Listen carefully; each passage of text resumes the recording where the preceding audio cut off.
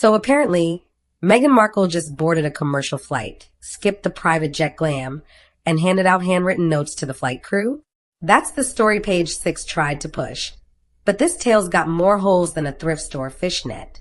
The flight attendant who was supposedly blessed by Meghan's grace, she's now saying she never even saw the Duchess. Not in first class, not mid-flight, not even in passing. Meghan travelling in commercial disclosing private passenger information on TikTok, no less. But American Airlines' directives on passenger identities is ironclad. So unless this was carefully planned and confirmed as a PR stunt, the flight attendant in question 100% knows she's getting fired.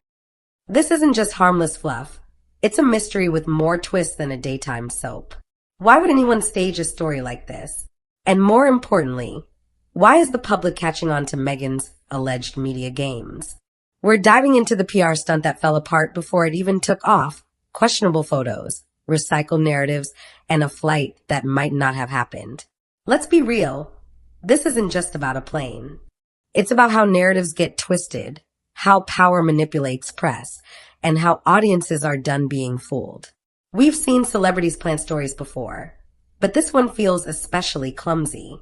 It's like someone wrote a fanfiction script and forgot the internet exists. Welcome to the story that has everyone asking, is anything in Meghan's world actually real? My name is Lola. At first glance, the tale had all the sparkle of a royal redemption arc Meghan Markle, ditching the luxe life for a taste of the real world. But the second you looked closer, the fantasy unraveled faster than a cheap weave in a rainstorm. The story was suspiciously dreamy. Words like graceful and humble were sprinkled like glitter over a preschool art project. It read more like fanfiction than journalism. That flight attendant? She was supposedly so moved by Meghan's handwritten note that she ran to social media to gush. But plot twist. She now says she never even saw Meghan on the flight. Not a glimpse. So we're supposed to believe this whole thing was built on hearsay? Even more bizarre, Meghan, known for attracting paparazzi in remote locations, somehow managed to go completely unnoticed on a busy commercial flight? No selfies? No TMZ alerts? Come on. That kind of invisibility doesn't come from modesty. It comes from fiction. Here's the kicker.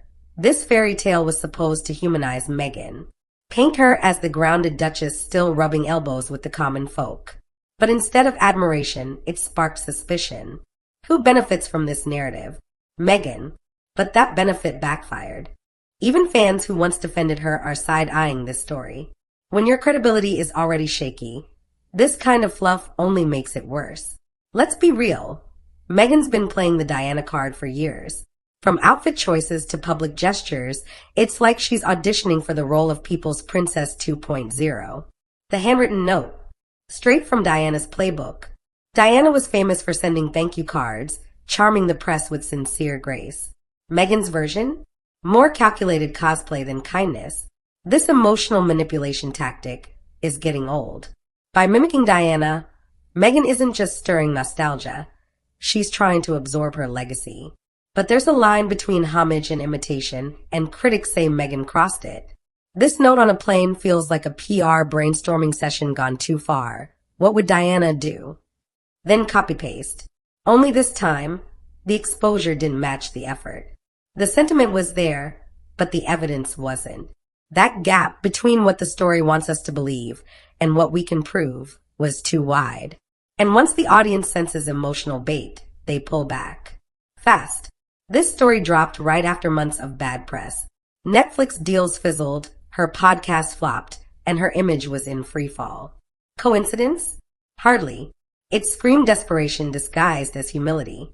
You'd think if a celebrity like Meghan boarded a flight, there'd be at least one photo. But nope. Nothing.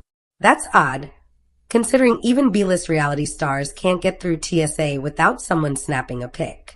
So what did Page 6 do? They published a photo from 2016. An old pic of Meghan stepping off a plane nearly a decade ago, slipped in without any caption explaining it wasn't recent. Talk about media manipulation. This wasn't just lazy reporting, it was misdirection. And the internet? Oh, they noticed. Reddit threads popped up. People pieced it together like detectives. Why reuse an old photo unless there wasn't a new one? It gets worse. The alleged flight attendant, the same one backtracking now, couldn't even pronounce Duchess of Sussex correctly in the viral clip. That alone raised red flags. This wasn't a spontaneous encounter, it was a sloppy script. And when you stage a scene this poorly, don't be surprised when the audience starts booing. Here's what makes this story extra fishy. Where's the proof? Meghan Markle is one of the most talked about women on the planet. If she sneezes in public, it's headline news. But she flew commercial alone without bodyguards and not one person snapped a pic? No fans, no airport staff, not even a blurry shot? Security experts are calling BS.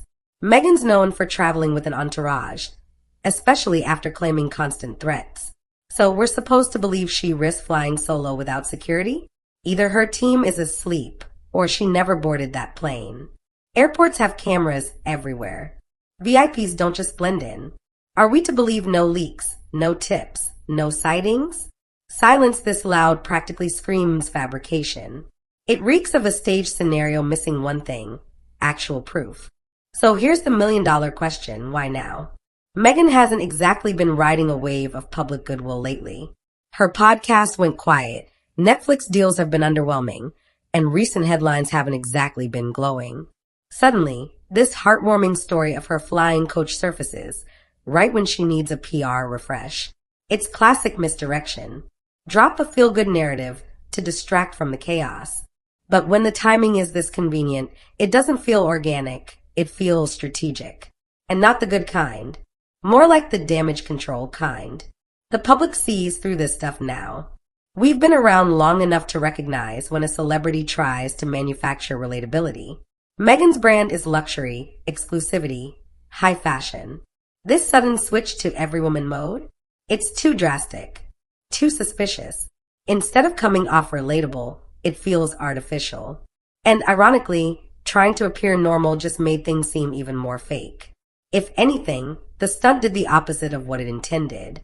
It didn't rebuild trust. It made people dig deeper, and what they found wasn't flattering. What's wild is how often this tactic shows up right before big PR events. A magazine cover drops? Cue a viral story. Netflix release? Insert a leaked photo of Meghan being relatable. It's a rinse and repeat play that's getting way too predictable. And audiences aren't dumb, they're connecting the dots. When a story aligns too perfectly with a celebrity's slump, people start asking, is this genuine or just good PR timing? In Meghan's case, the answer leans hard toward the latter. And once the public suspects they're being manipulated, it doesn't just create distrust, it creates backlash. That's the real danger here. The story became bigger than the stunt.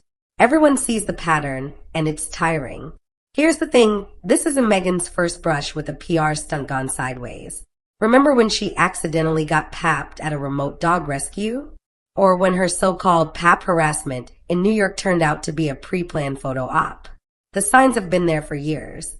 Each time the narrative follows the same script. Meghan caught being kind, relatable, or just like us, only for the details to fall apart under scrutiny. The handwritten note on a flight? That's just the newest chapter. A rehash of past strategies dressed up in new packaging. People are noticing the patterns, and more importantly, they're bored of them. What once felt fresh now reads as formulaic. Meghan's attempts to control the narrative are starting to backfire. Not because she's trying, but because she's trying the same playbook every single time. The internet isn't as forgiving as it once was. Viewers are smarter, more skeptical. They fact-check in real time. And when Meghan recycles the same sentimental tricks, it doesn't land, it irritates. Familiarity, in this case, breeds disbelief. And it's not just the fans who are noticing. Even entertainment journalists, once hesitant to criticize her, are starting to speak out. Industry insiders whisper that Meghan's PR strategy hasn't evolved. It's just been looping through the same humble Duchess tropes for years. And in a media landscape that's constantly shifting, repetition is the kiss of death. What made her a media darling early on? Unexpected candor, breaking royal norms, now feels rehearsed. Overplayed. Even loyal supporters are getting PR fatigue. Every story feels like a reboot of the last, just with a new costume or a new backdrop.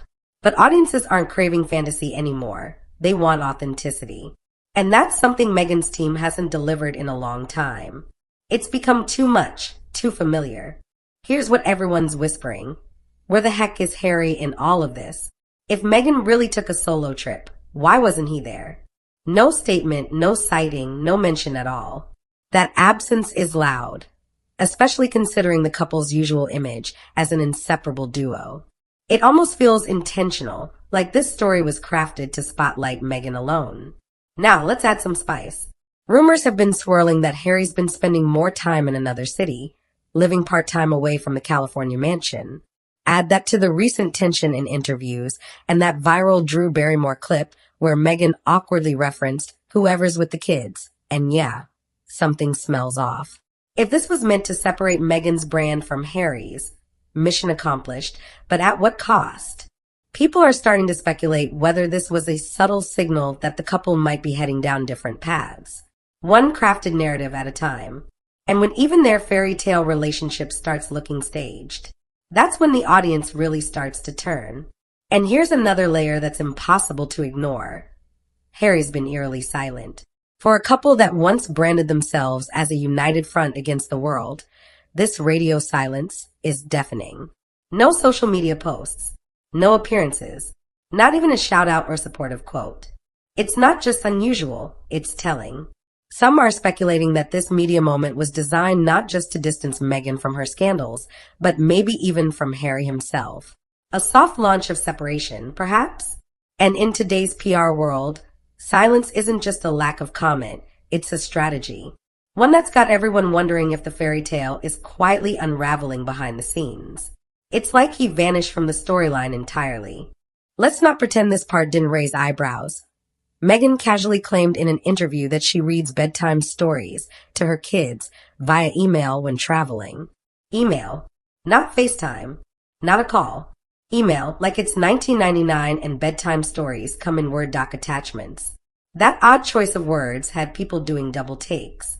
It wasn't just the tech weirdness, it was the underlying implication. If Meghan's traveling and Harry's supposedly in another city, who's with the kids? Her slip-up on Drew Barrymore's show, where she hesitated and said, whoever's with them didn't help. That sounded way too vague for a mother who claims to prioritize parenting above all else. Add this to the mix of questions already swirling around the Markle household, and the narrative just keeps getting murkier. Are they co-parenting? Are the kids living full-time with staff? The answers aren't clear, and that ambiguity is making fans and critics alike raise their brows.